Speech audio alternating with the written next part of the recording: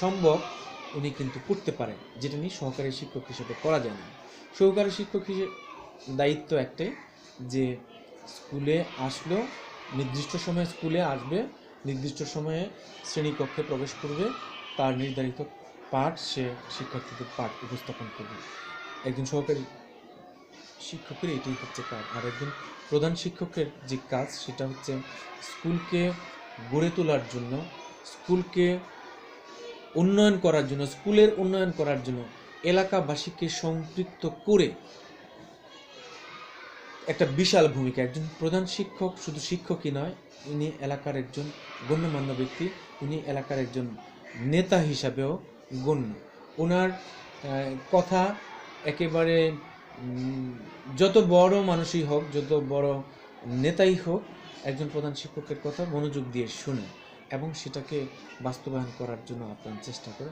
আমি একজন প্রধান শিক্ষক হিসেবে এবং প্রাথমিক বিদ্যালয়ের প্রধান শিক্ষক হিসেবে আমি নিজে গর্বিত, এবং আমি আমার বিদ্যালয়ের ভালো ফলাফল করার জন্য আমি আপ্রাণ চেষ্টা করে যাচ্ছি এবং ফলাফল পাচ্ছিও। ভিউয়ার্স, খুব সুন্দর একটি প্রস্তাবনার মধ্যে চলে আসলো স্যারের স্টুডেন্ট লাইফ এবং বাল্য জীবনটা এবং শিক্ষা জীবনটা আমি জানতে পারলাম।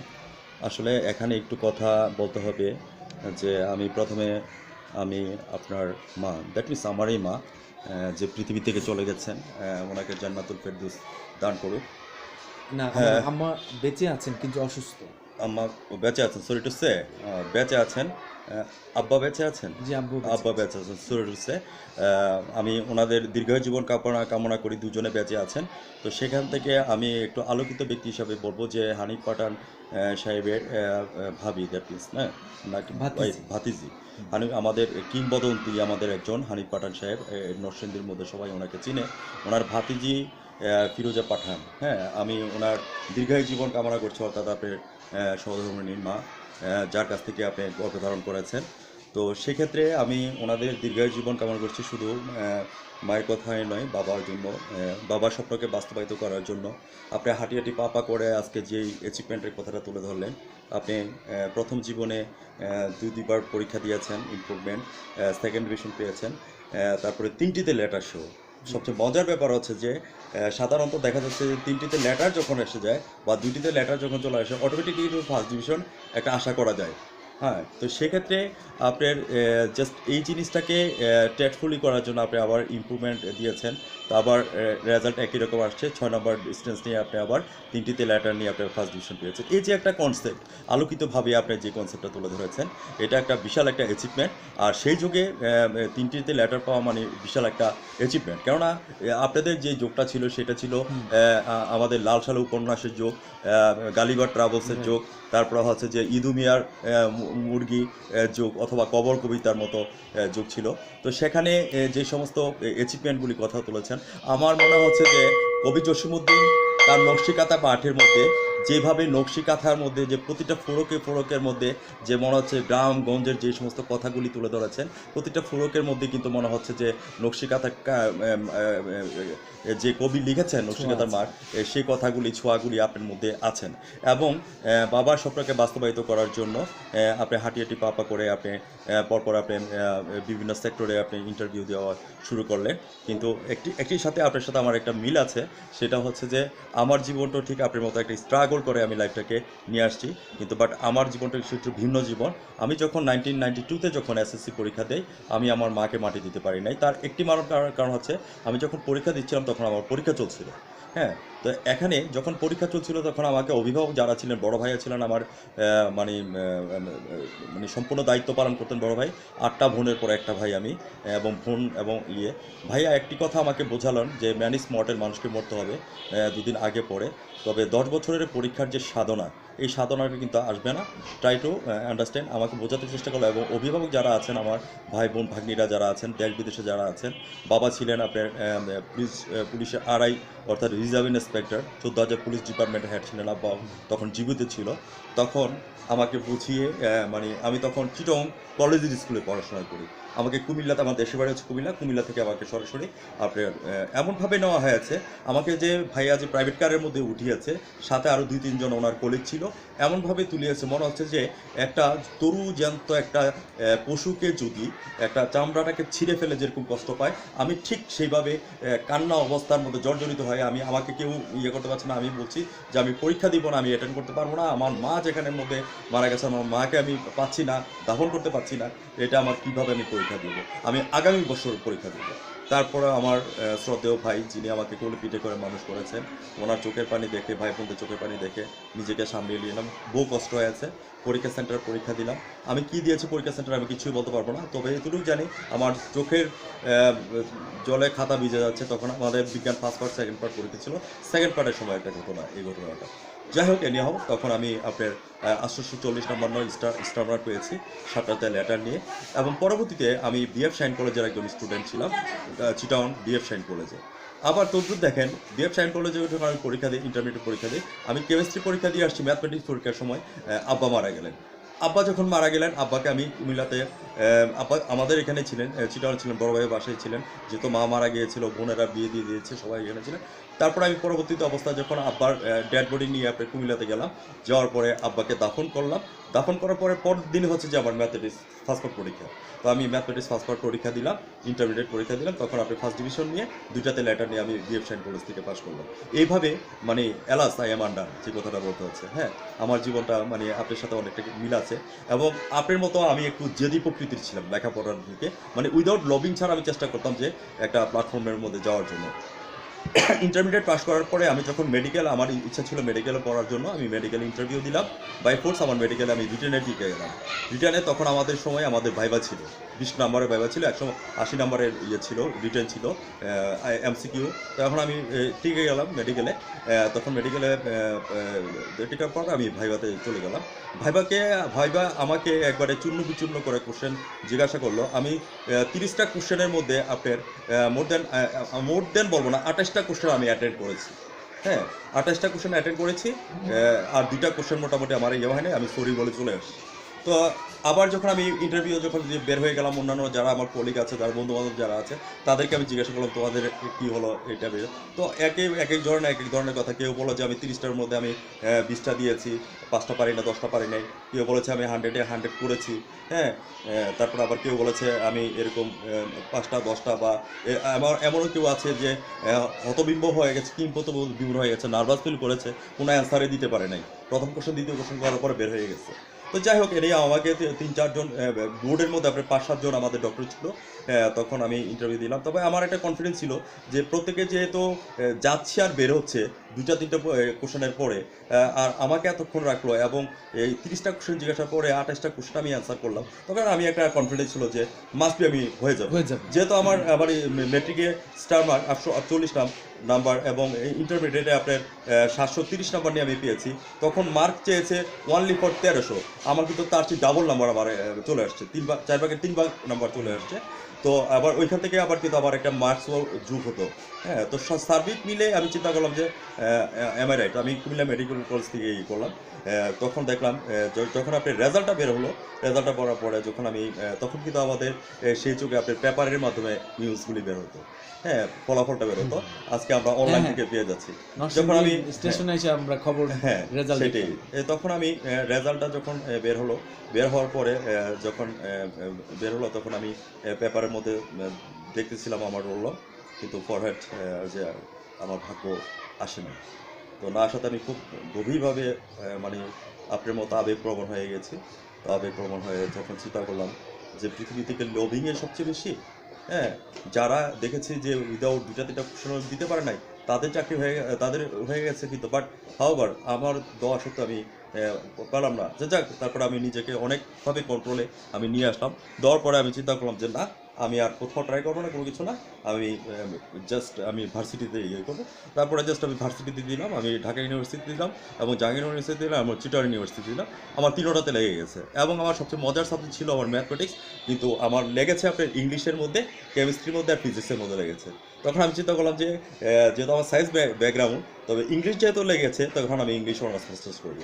তারপর আমি চিটাগং ইউনিভার্সিটি থেকে ইংলিশ অনার্স মাস্টার্স করলাম। করার পরে আবার দেখেন, আবার 24তম বিসিএসের কথা আমি বলি, তখন আমি 24তম বিসিএস দিয়েছি।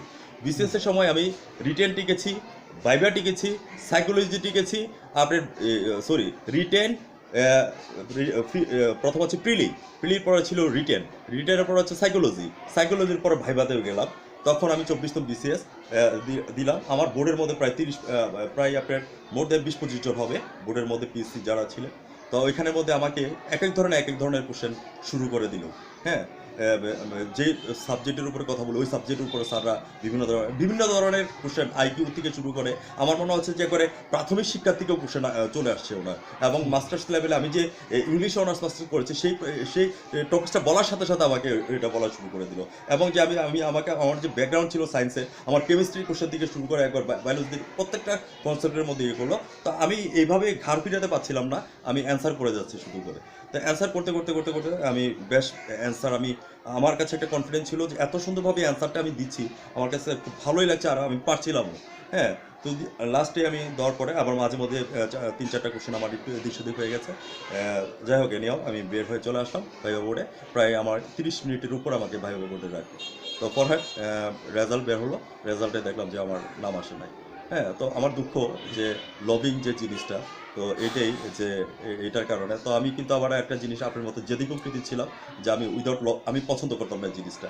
আমার যদি কপালে থাকে এইভাবে সারা জীবন একজনের কাছে ঋণী থাকবো। হ্যাঁ, ঋণী থাকবো। কেন আমার বাবা মা এত কষ্ট করে ইয়ে করেছে। আমার বাবা পুলিশ ডিপার্টমেন্টের একজন, আর আব্বা তো লবিংয়ে ঢুকে নাই। আমার বাবা 14,000 পুলিশ ডিপার্টমেন্টের হেড, সারদা ট্রেনিংয়ের প্রিন্সিপাল। আমি ওই বাবারই সন্তান। আমার মা একজন শিক্ষিত, আমার ভাই বোনরা 8 বোনের মধ্যে প্রত্যেকটা মাস্টার্স লেভেলের মধ্যে আছে। উইদাউট লবিং ছাড়া কেউ ডক্টরেট করছে, কেউ ডাক্তার আছে, কেউ বাংলাদেশ ব্যাংকে আছে। ওনারা তো কোনো লবিং আসে নাই। হ্যাঁ, তো সেই জন্য আমি যদিও আমাদের যেই যুগটা ছিল আমাদের লাস্ট বেস, যেহেতু আমরা ইয়াং ছিলাম আর বোনটা তো তখন সেই। আচ্ছা যাই হোক এনিয়াও আপনাকে আমি ধন্যবাদ জ্ঞাপন করছি যে আমাদের তৎকালীন শিক্ষামন্ত্রী ছিলেন আমাদের শহীদ ইসলাম স্যার। তখন আপনার ভাগ্য খুলে গেল, তখন আপনি সহকারী শিক্ষক হিসাবে মাত্র 630 টাকার বেতনে আপনি সম্মানী পেতেন। কিন্তু সেই সময় 630 টাকা কিন্তু একটা বিশাল একটা অ্যাচিভমেন্ট। এরপরে আবার আমরা জানি যে প্রাথমিক শিক্ষকদের একটা ভোগান্তি ছিল এই সম্মানের ক্ষেত্রে। কোনো সময় বেতনটা পেতেন, কোনো সময় একবার বছর 2 বছর হয়ে যেত, পেন্ডিং থাকতো, এরকমও দেখেছি আমরা। এরপরে আমার জীবনটা আমি কিন্তু এরপর শিক্ষকতার মধ্যে কাটিয়ে দিলাম। আমি ক্যামব্রিজের ভাইস প্রিন্সিপাল ছিলাম এবং পরবর্তীতে আমি আবার মার্চেন্ডাইজিং করার পরে আমি বিদেশে মার্চেন্ডাইজিং করলাম। এইভাবে আসলো। এখন বাংলা লিংকের জিএম হিসেবে আছি, জেনারেল ম্যানেজার হিসেবে। তবে এখন যে প্ল্যাটফর্মের মধ্যে আছি আমি আই এম হ্যাপি।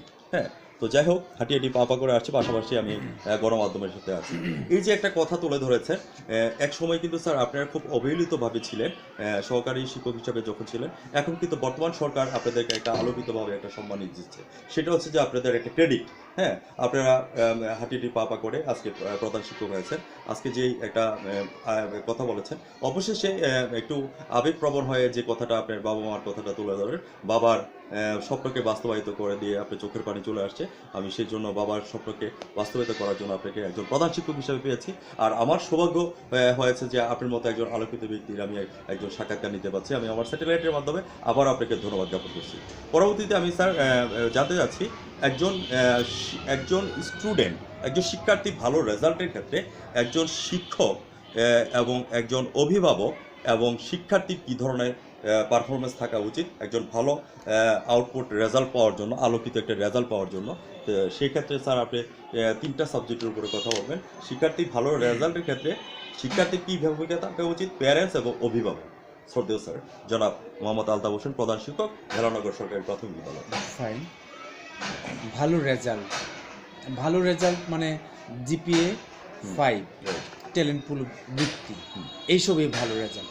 তবে আমি বলবো ভালো রেজাল্ট কোনো শিক্ষার্থীর অর্জন করতে হলে এটা একটা চেনের মতন। আমরা যে গলায় চেন পরি, চেনের যেমন একটা আরেকটা রিংয়ের সাথে গাঁথা থাকে, একই সূত্রে শিক্ষক, শিক্ষার্থী এবং অভিভাবক একই সূত্রে গাঁথা।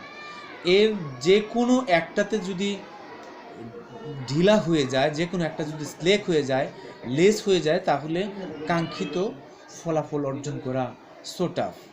যেমন আমি আমার স্কুলের কথাই বলি। একজন শিক্ষার্থী স্কুলে আসলো, অভিভাবক কিন্তু আমাকে বিশ্বাস করে তার সন্তানকে আমার স্কুলে দিয়েছে। একজন বাবা মার কাছে তার সন্তান হচ্ছে সবচেয়ে বড় সম্পদ এবং সবচেয়ে দামি সম্পদ। সেই দামি সম্পদ আমার কাছে আমাকে কতটুকু বিশ্বাস করে আমার কাছে রেখে উনি কিন্তু বাইরে অপেক্ষা করছে। তো আমার উপর যে দায়িত্বটা অর্পিত হয়েছে, সেই দায়িত্বটা যদি আমি পুরোপুরি পালন করতে পারি, তাহলে আমি সেই কাঙ্ক্ষিত লক্ষ্যের এক ধাপ এগিয়ে গেলাম। এখন আমি আমার স্কুল থেকে আমার যতটুকু দায়িত্ব ছিল আমি সেটা পালন করে আমার শিক্ষার্থীকে যথেষ্ট হোমওয়ার্ক দিয়ে দিলাম, যথেষ্ট যেদিনকার যেই লেসন সেটা আমি ভালো করে তাকে আয়ত্ত করে দিলাম। কিন্তু দেখা গেল বাড়িতে যাওয়ার পরে তার বাবা মা কোনোই খোঁজ দিল না। বাবা তো বাইরে থাকে বেশিরভাগ সময়, মায়ের কথাই বললাম যে নেপোলিয়নের সেই কথা স্মরণ করে, যে মা তার কোনো খোঁজ নিল না যে সে স্কুলে কি পড়াশোনা হয়েছে। যদি মা খোঁজ নিতেন যে স্কুলে কি পড়াশোনা হয়েছে, তোমার স্যার বাংলা স্যার কি পড়িয়েছেন, ইংরেজি স্যার কি পড়া দিয়েছেন, কি পড়া ধরেছেন, তুমি কি পেরেছ, তোমার খাতা কোথায়, তোমার খাতার মধ্যে কি কোনো রকমের সিগনেচার স্যার করেছেন, গুড, বেটার, বেস্ট, এইসব কোনো কমেন্ট তুমি পেয়েছো, তখন কিন্তু ওই শিক্ষার্থী মনে মনে চিন্তা করবে, ওই দিন যদি করে না থাকে পরের দিন যে অবশ্যই সে স্যারের কাছাকাছি যাবে এবং নির্ধারিত যে পড়াটা আছে সেটা আয়ত্ত করে স্যারের কাছে যেন দিতে পারে, সেই চিন্তা ভাবনা তার মাথায় আসবে। আমি সেই থেকেই এটাকে একটা সূত্রে আবদ্ধ করলাম যে শিক্ষক, শিক্ষার্থী আর অভিভাবক একই সূত্রে গাঁথা। তার প্রত্যেকের যার যার অবস্থান থেকে তার নিজস্ব যে দায়িত্বটুকু আছে এটি পুরোপুরি পালন করতে হবে। ভালো ফলাফল করতে হলে এই তিনজনকে সক্রিয় থাকতে হবে। ভিউয়ার্স, খুব সুন্দর একটি প্রস্তাবনার মধ্যে চলে আসলো আমাদের আলোকিত স্যার হিসাবে আমাদের স্বনামধন্য ভেলানগর সরকারি প্রাথমিক বিদ্যালয়ে স্বনামধন্য শ্রদ্ধেয় স্যার আলতাফ হোসেন স্যার, আপনি একজন প্রধান শিক্ষক হিসাবে যে অ্যাচিভমেন্টের কথাটা তুলে ধরেছেন, একজন শিক্ষার্থী ভালো রেজাল্টের ক্ষেত্রে আপনি একটি চেইনের মাধ্যমে একটি তুলনা করেছেন। একটি চেইন যেভাবে একটার সাথে একটা গাঁথুনি থাকে, সেই গাঁথুনির মাধ্যমে একটা পুরোপুরি একটা চেইন চলে আসে। দ্যাট মিনস আবার এক্সাম্পলটা অ্যাজ লাইক অ্যাজ ওয়েল, আমি যদি একটা ত্রিভুজ আকারে যদি ধরি, তিনটি বাহু সীমাবদ্ধ হলে যেভাবে একটা ত্রিভুজ উৎপন্ন হয়, একটি বাহু হচ্ছে শিক্ষার্থী, একজন অভিভাবক, একজন হচ্ছে টিচার, তদ্রুপভাবে যে চেইনের example as like as well same to too, এই যে একটা এক্সাম্পল তুলে ধরেছেন, আপনাকে অশেষ ধন্যবাদ। তো আজকে আমি আলোকিতভাবে হিসাবে আপনি যে কোশ্চেনের অ্যান্সারটা দিয়েছেন যে একজন টিচার CW SW করার পরে ভালো করে পৌঁছানোর পরে এরপরে বাসার মধ্যে চলে আসে শিক্ষার্থী, এরপরে টিচারদের দায়িত্ব কিন্তু ওইখান থেকে একটা সীমাবদ্ধ থাকে এবং বাসাতে আসার পরে একটা অভিভাবকের পূর্ববর্তী দায়িত্ব চলে আসে। তো সেক্ষেত্রে আপনি সম্রাট নেপোলিয়নের একটি কথা, আমি ফ্রম দ্য বিগিনিংয়ে যে কথাটা এটাকে আপনার প্রাধান্য দিয়েছেন, তুমি আমাকে একটা শিক্ষিত মা দাও, আমি তোমাকে একটা শিক্ষিত জাতি দেবো। শিক্ষিত মা বলতে যে শুধু আমরা শিক্ষা অর্জন করে মা হবো সেটা না, একটা হচ্ছে সুশিক্ষা আর একটা হচ্ছে স্বশিক্ষা। কেউ আছে সুশিক্ষা, কেউ আছে স্বশিক্ষা। তো এখান থেকে আমি যে জিনিসটা বললাম যে আমার ছেলেটা স্কুল থেকে ঠিকমতো বাসায় ফিরল কিনা, সে আদৌ স্কুল থেকে আসার পরে CW SWগুলি করেছে কিনা, পরবর্তীতে সে খেলার মাঠে থেকে সে কোথায় গেল, খেলার মাঠে ঠিকমতো আসছে কিনা, ঠিকমতো পড়ার টাইমে সে আসছে কিনা, বা স্কুলে নিয়মিত স্কুলে যাচ্ছে কিনা, সেই কিন্তু লোকার্পণ করা একজন শিক্ষিত মা এবং সুশিক্ষা এবং স্বশিক্ষা দুজনের দায়িত্ব। তো আজকে আমরা যদি অভিভাবকরা যদি এবং সুশিক্ষা স্বশিক্ষায় সাজ্জিত হয়ে যদি আমরা করি, তাহলে আমরা মনে করবো যে হাইড্রোজেনের সাথে যেরকম অক্সিজেন মিলে একটা পানির উৎপন্ন হয়, তদ্রুপভাবে আমরা হাইড্রোজেন এবং অক্সিজেন দুটাকে মিলে একটা প্ল্যাটফর্ম করে আমরা পানি যেরকম খেতে পারি, পানির অপর নাম জীবন, ঠিক এই জীবনকে পেতে পারলে আমরা PSC-তে গোল্ডেন A++ আমরা GPO 5 পেতে হলে আমাদেরকে এই অভিভাবকের এই ভূমিকাটা পালন করতে হবে এবং একজন ভালো শিক্ষার্থী আমরা পেতে পারবো। এই যে টেবিলটার সাথে মূল কনসেপ্টটা তুলে ধরলেন, একটা চেনের সাথে আপনি গাথাভাবে যে তুলনাটা করেছেন, এটার জন্য স্যার আপনাকে অশেষ ধন্যবাদ। পরবর্তীতে আমি চলে যাচ্ছি বর্তমান সরকার, আমাদের মমতাময়ী মা, আমাদের শত বাঙালির পিতা, আমাদের জাতির পিতা বঙ্গবন্ধু শেখ মুজিবুর রহমানের সুযোগ্য কন্যা, আমাদের মমতাময়ী মা, হিউম্যানিটি অফ মাদার, যিনি জাতিকে সংঘ থেকে এবং এডুকেশন অফ মাদার পেয়েছেন। তো সেক্ষেত্রে আপনাকে আমি বলতে যাচ্ছি, ওনার বঙ্গবন্ধু শেখ মুজিবুর রহমানের সুযোগ্য সন্তান, আমাদের তিনবার প্রধানমন্ত্রী, সফল প্রধানমন্ত্রী মমতাময়ী মা জননেত্রী শেখ হাসিনা বলেছেন, এবং তার সুযোগ্য সন্তান সজীব ওয়াজেদ জয়, যিনি কিনা IT সেকশনে আজকে উপদেষ্টা। আমরা যে আজকে যে কথাগুলি বলতে পারতেছি স্যাটেলাইটের মাধ্যমে, আমরা অনলাইন চ্যানেলের মধ্যে সমস্ত আমরা কথাগুলি বলতে পারতেছি ওনার কারণে। তো এখানে একটা ভীষণ বলেছেন 2021 থেকে 41 সালের মধ্যে আমাদের দেশটি ডিজিটাল বাংলাদেশে পরিপূর্ণ হবে। আমার কোশ্চেন হচ্ছে যে যেহেতু ওনার সুযোগ্য সন্তান এবং আমাদের মমতাময়ী মা জননেত্রী শেখ হাসিনা 21-41 বলেছে, আমরা কিন্তু 2018 সালে 60% ডিজিটাল করতে সক্ষম হয়েছি, 60%, আর বাকি 40% আছে। এখন আমার কোশ্চেন হচ্ছে যে বাকি 40% ডিজিটাল বাংলাদেশের ভীষণ সম্পর্কে আপনি কথা বলবেন, আর আমরা ডিজিটালের কী কী সুযোগ সুবিধা আপনার চোখের মধ্যে পড়ছে সেই কথাগুলি তুলে ধরবেন শ্রদ্ধেয় অনারেবল প্রিন্সিপাল জনাব আলতাফ হোসেন স্যার। অনেক ধন্যবাদ আপনাকে। যেহেতু ডিজিটালের কথা বলা হচ্ছে, সেই কথা শুরু করার আগে আমি জাতির জনক বঙ্গবন্ধু শেখ মুজিবুর রহমানের বিদেহী আত্মার মাগফিরাত কামনা করছি, এবং এই পরিবারের যারা ওই নৃশংসভাবে ওই দিন খুন হয়েছে তাদের আত্মার মাগফিরাত কামনা করেই আমি শুরু করতে চাই। আসলে তো তিনবারের প্রধানমন্ত্রী, এটা কিন্তু সহজ কথা না, আর এভাবে পাওয়া যায়নি। এটা পেতে হলে অনেক পরিশ্রম করতে হয়েছে।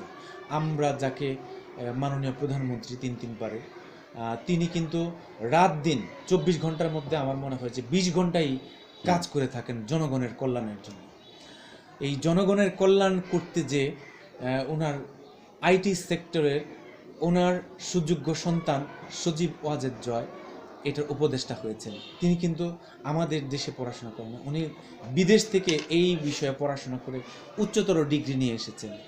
আমরা যেই সুবিধাটা এখন পাচ্ছি আইটি সেক্টরে, ইতিপূর্বে এইটা আমাদের আরও 10 বছর আগে যদি আমরা পেতাম, তাহলে আমাদের এই বাংলাদেশ আজকে উন্নত দেশে পরিণত হয়ে যেত। এই ব্যাপারে কোনো সন্দেহ ছিল না।